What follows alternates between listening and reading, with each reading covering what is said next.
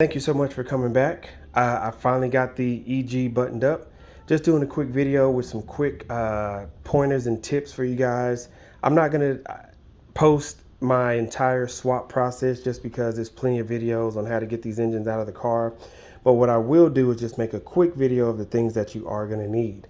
Step one, you are going to need a manual ECU. This is a automatic ECU P06. I went non-VTEC to non-VTEC, so I did the exact same engine swap.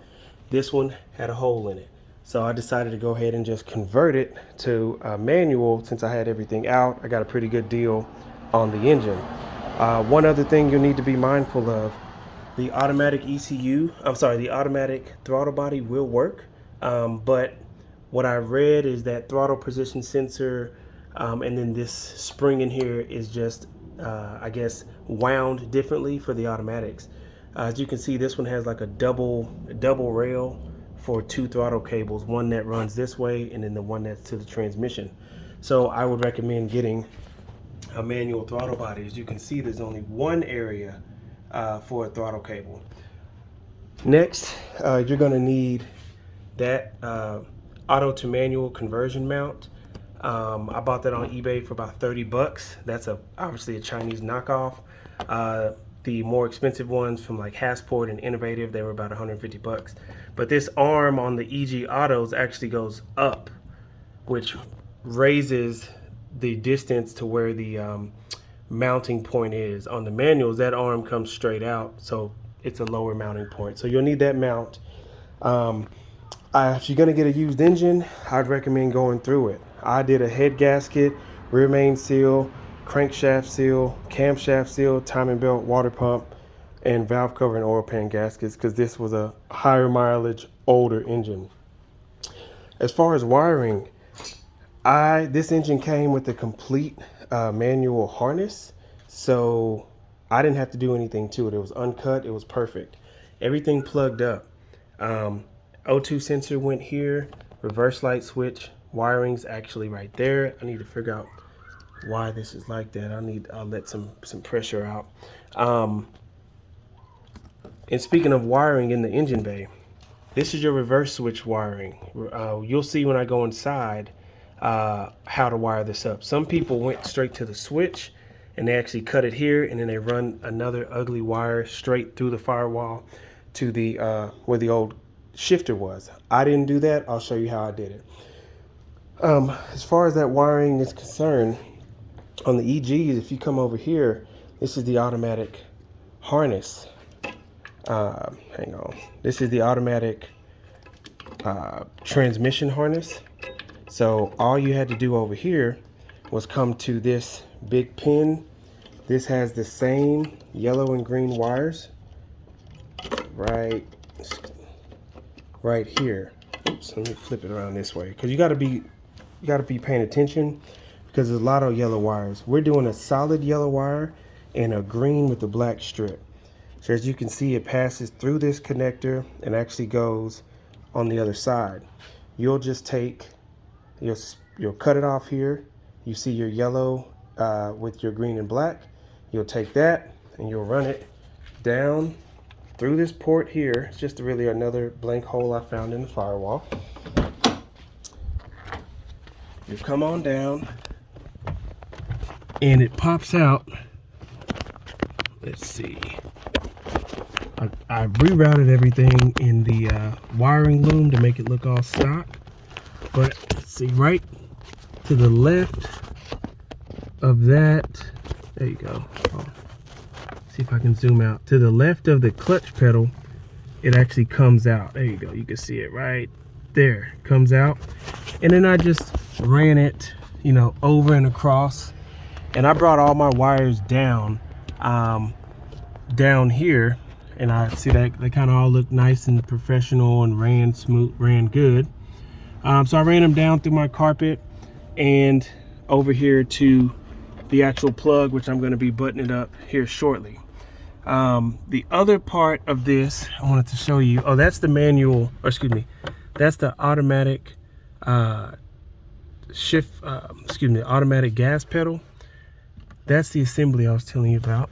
and that's where the automatic throttle cable mounts up. So it mounts completely different than the other pedal. So you can choose to use the EK or the EG pedal manual, but then you will need the manual throttle cable. The brake pedal went in just fine. This is that area I was telling you about that I had to modify. Right there, had to use some JB weld to secure right here where the brake switch goes. The clutch pedal went in pretty smooth as well. I bought a new master cylinder, and you'll just have to bleed it and adjust it to your liking pretty much. The rest of the wiring, let's see here. The rest of the wiring in the throttle cable for the shifter, in order to get the car to start, you'll come down here to your automatic transmission plug, and you'll see two fat wires. They're fatter than the rest of them, and these are how you're going to actually start the car. So you'll wire these. Let's see if I can run it back. You run those two to this switch here, which is the clutch interlock switch. This will be the switch that allows you to sync the clutch pedal and actually get the car to start. So the two fat black wires run straight here. If you want that, you could also tie those two wires together and bypass this, and you'll just be able to start your car, you know, like normal without pushing the clutch in.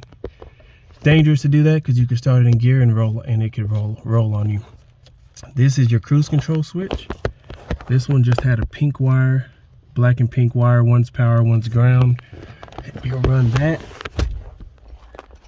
to your pink wire here on your automatic transmission harness. Again, there's a pink and black right there. One is ground and one is power. And then the reverse lights we just talked about, the yellow and the green. So the yellow and green with the black stripe, and the yellow that came down from the engine bay, they actually go right up to the automatic connector. So there's your yellow and there's your green with your black stripe. Again, there are many green wires. It is the top two in this pin.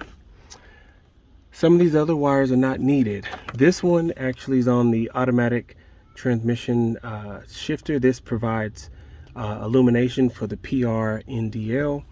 This one was the went to an actuator on the front of the shifter. I've seen some people loop this off because they talk about the key getting stuck in the ignition and not being able to take it out. For me, it's not doing that. I think it's because I removed, this is the interlock box. So with that unplugged, which was the wire right here that I have zipped off, let's see, zip tied off. With that unplugged, the key's free to be pulled out.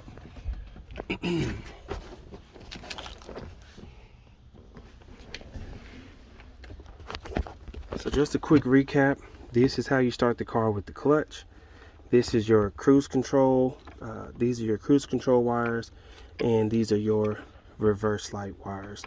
You don't have to run a separate wire from the engine bay to these wires. Just use the harness that's already here and try to get it as clean as you can. So just to show you that everything is up and running, let me grab my key,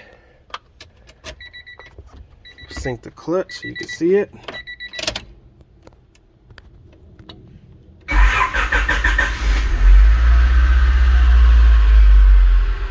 And that's it. I have existing ABS lights. That was like that when the car was automatic, but as you can see, the car idles very well. One thing that I did notice people talking about, and it actually happened with me when I went, I'm sorry, before I got the manual throttle body. The automatic throttle body, I was getting a surging, surging idle. And a lot of people said that, oh, well, that's because of the IAC valve, idle air, whether it's a 2-pin or 3-pin connector. For me, I put the exact same engine in, so it doesn't matter. It was a 2-pin to 2-pin system. I didn't have to worry about repinning anything from the ECU. It just was literally a plug and play swap. Last thing I'll mention, and you probably noticed it, I forgot to bring it. The shifter, there are on the body, there was two kind of indentions that were already here. You'll just pretty much drill those out and then use a bolt and a nut of your choice to go ahead and secure the bushing that's underneath there. The bushing that's under there actually is this one, and so that mounts like this. And then the back of the shifter comes through this hole, and the whole assembly bolts up to the chassis. I gotta find a block off plate. A lot of people, there is a block off plate that can be bought. You know, I think it's 60 or 80 or $100. I'm not sure if I'm gonna buy it yet, or if I'm just gonna use some tape or some foam or something. I'll figure that out. Other thing you'll need is a shift boot. I lucked up and found this boot at a junkyard, so that's great. An EK one will not work.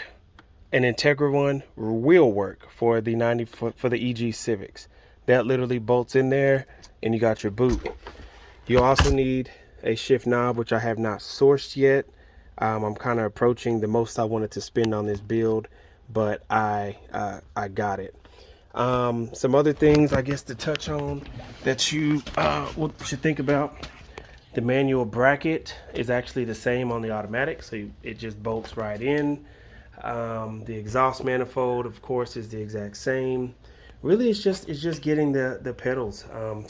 This video ran a little bit longer than I wanted it to, but I just wanted to show you guys really this reverse switch and how you can utilize the existing harness and bring it over here. Don't forget to get a new master cylinder. Don't forget a clutch reservoir, and then don't forget a slave cylinder down there. And I went with the stainless clutch line that I got off eBay for, you know, $40 or whatever. So thanks for watching. I hope this helps somebody. Subscribe, and I'll probably do a video once I get it running and driving, just like an overview of everything, because I am proud of the work that I did. So if you have any feedback, let me know. If you have any questions, I'll definitely try to help you. You know, I know the content's kind of, you know, like 30 years old at this point, but at this point, everybody's working on these cars. Everybody can pretty much do this stuff in their sleep, so it's not anything difficult. But if you need any help, let me know. Later.